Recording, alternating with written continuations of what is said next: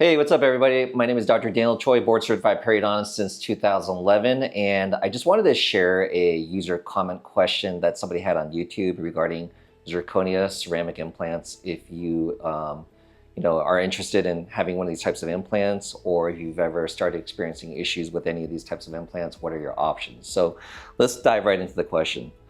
So question, how hard is it to remove a ceramic Ceraroot one-piece implant with no crown? I was with my oral surgeon and he said they use a special hole saw that goes around the implant. They seem extremely invasive. The thickness of the jaw inside to outside is almost the diameter of the implant. I'm worried about him cracking the jawbone. Is this a possibility? The implant is way above the nerve beneath. My implant is in the lower left second molar area. I've read that these can be removed with a piezoelectric tool instead. And the reason why I want it removed is because I have a small pocket that has been there and really can't be treated. Before it gets infected, I'd rather just remove it. There's no opposing tooth. It was just removed due to a cracked root that caused an infection. All right, so let's dive into this. So in regards to zirconia implants, starting from there, so patients typically decide to go with like a zirconia implant because they want something that's metal-free.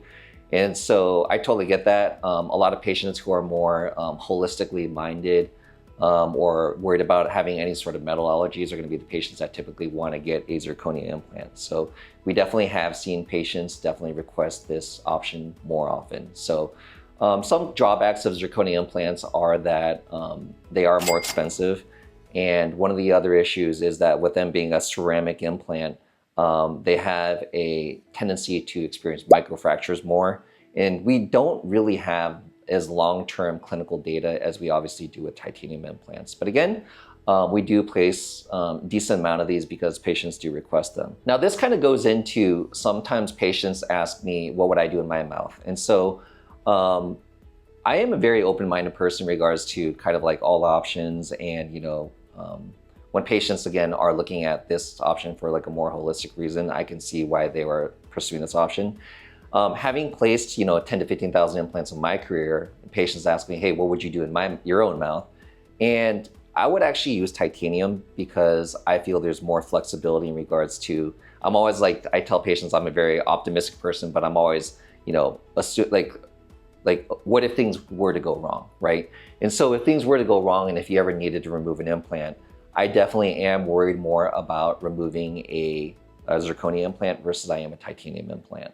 Again, due to the fact of that zirconia can be more brittle. And so, removing some bone, whether through and I'll talk more about this in a second, whether through a piezoelectric or a drill, and then, reverse torquing the remaining part of the implant, I'm just worried about experiencing fractures. So that's something to consider. Now, let's talk about when you were mentioning in this question about the using, what he's saying is like they'll drill a hole around the implant, right? So what he's talking about most likely is a Trephine burr. And so Trephine burrs that are going to go around the implant are going to be definitely wider, like wide diameter. And if your implant is already almost as wide as your jaw, then that's going to do some major damage to your jawbone back there, right? So once and I've made videos about this and I'll link it in their information above and below, but one of my main frustrations when doctors are placing implants on patients is that one of the issues that you can most experience over the long haul is perimplantitis. And that is often initiated or exacerbated by having an implant that's too wide of a diameter and you don't have enough thickness of bone on the outer edges, okay? And so this is when we start running into issues. So when we oversize an implant, you don't have enough thickness of bone on the outer edges. You are predisposing yourself towards that implant having perimplantitis issues due to bone loss. So your bone is living tissue. It wants to have a certain thickness of bone on the outer edge, or you will start seeing bone diving back and also soft tissue gum recession, and therefore perimplantitis being initiated. So again, that's something that unfortunately I see way too much of. Surgeons are placing too wide of dental implants, okay? And so again, that's my main point from that. Another point is that what really frustrates me about using too wide of a diameter of an implant is that you have to assume, God forbid, that what if you were to remove an implant? do I have enough thickness of bone outside on the outer edges? Because if you don't, you are going to run into this issue where you're going to have massive amount of bone loss in this area. Also, if you were to experience peri-implantitis and experience bone loss in that area, then you're just going to see horizontal bone loss in this area. Actually, I have a patient that came in recently. I don't know exactly when his implants were placed, but he had a lot of horizontal bone loss. And I wanted to make a video talking about what his options were at this point. But, when you have a properly sized implant, and hopefully this implant isn't too wide for the jaw, if you were, God forbid, were to experience bone loss around this dental implant, you'll see some dive back, but you'll still have what we call a four-wall defect. That if you were to treat it with a laser, or if you were to actually remove the implant, you'll still have all your walls intact. So it's going to be like a pothole that I can just go in and I can add some bone into that area. Bone graft it easily and predictably, okay? So that's my main point. So now this patient is unfortunately stuck in the situation that, again, the dental implant is very wide and almost as wide as a bone. So I hate to tell them this, but if they were to remove that implant, there's going to be most likely a lot of horizontal bone loss in this area. Now, here's some good news. So he seems to be talking about a second molar, and if it's not like opposing a tooth up there, so he's not functioning on that molar back there. Number one question is, well, why did we even place it in the first place if it's not opposing anything? But good news is that if they do remove that implant, and if there is a lot of damage to the bone in that area, it is what it is, and it's nothing is it's not going to be that big of a deal. Now, he did also mention that this implant is very far from the nerve, so there's going to be a lot of bone underneath it. So, to answer your question, I wouldn't be worried about cracking your jawbone or a fracture, okay? Again, there will be some bone loss in the area, but there won't be a fracture. Now let's talk about what options are for this patient, right? So we have two main options. We can either, as he's discussed and his oral surgeon has discussed, they can talk about removing the implant, okay? Which, again, I haven't seen basically how much bone loss is occurring with this. So in regards to whether a decision has to be made about removing an implant or not is going to be, again, how much bone loss do we have in this area? If we have a ton of bone loss, then yeah, I mean, if it's definitely going to be more predictable to take that implant out.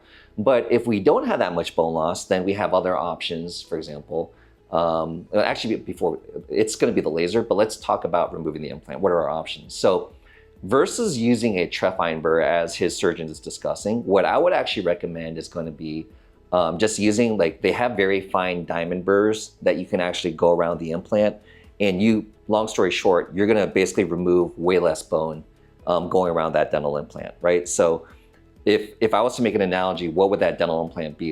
Imagine a pole in the concrete on the sidewalk out there, right? That thing is set in stone, and just like your implant is set in bone. So what you want to do is you want to use not a jackhammer, like a big jackhammer, just kind of going at all the concrete. We want to use a drill that is very fine, that's going to go around that post and remove as little concrete as possible, because we're trying to keep this as minimally invasive as possible. So similarly, in your jawbone, they have very thin tapered burrs that can, like diamond burrs, that can go around that remove your bone and do as little damage to the bone as possible. Okay, Trephines are way more traumatic to your bone. And also, in addition, you did mention using a piezoelectric unit. I have one of those. Absolutely, you can use that, but quite frankly, it's just a way longer process to achieving the exact same result. So we typically will use this tiny fine drill instead.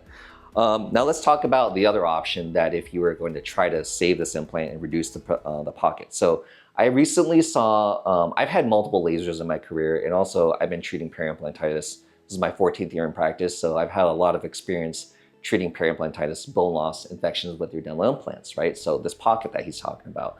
So what are our best options? Treating perimplantitis is like the Wild West. There's so many protocols, and unfortunately, because there's so many protocols and the use of different, what we call biologics, materials that we'll use to try to get a better result, it can get very expensive, and still, quite frankly, it can be unpredictable. So what I've seen in my career, and having attended so many lectures, and everybody's results are very anecdotal, basically meaning that they have their own experiences and what seems to work. There's not really a very large consensus, but what I've seen in regards to what I think is the most predictable for best results for treating perimplantitis is going to be treatment with an Erbium YAG laser. Specifically, one that I've seen a lot of results from are the J Merida laser. So I actually bought this laser apparently about a year ago, a year and a half ago, a little almost a year ago. But this laser, fortunately, I guess more words coming out about it, but I don't have the only one in DFW. But I've treated several patients with this laser in the last year. I actually saw a patient come in last week for a post-op that I treated about 9 months ago. And I'm actually kind of shocked, and I'll actually share these x-rays in the future and make another video about it. But I think that if it's not that much bone loss going around that area, or it can be predictably treated versus going through something more invasive as removing your implant, then I would highly recommend treating that implant with this laser. Again, having seen the results and what this patient was telling me, she doesn't feel the inflammation, she doesn't feel the discomfort from that implant anymore. And she had that treated again with the Erbium YAG laser. We also did some bone grafting in the area, but the results are fantastic. And so I'm super excited to be using this laser on more patients. So if anybody out there has had any treatment with lasers or treatment with perimplantitis for a dental implant or had any issues, I would definitely recommend, leave a comment below, because I want to see what everyone's like hearing in regards to or having treated in their mouth, because again, it is a little bit of a wild west in regards to like treating dental implant infections. But hopefully this information is helpful for you guys if you are experiencing any bone loss, or if you have any questions in regards to whether you need to remove an implant. Again, if you guys have more questions about this topic, I'm actually gonna make another video about this, and I'll have it linked above. All right, look forward to seeing you guys later. Bye.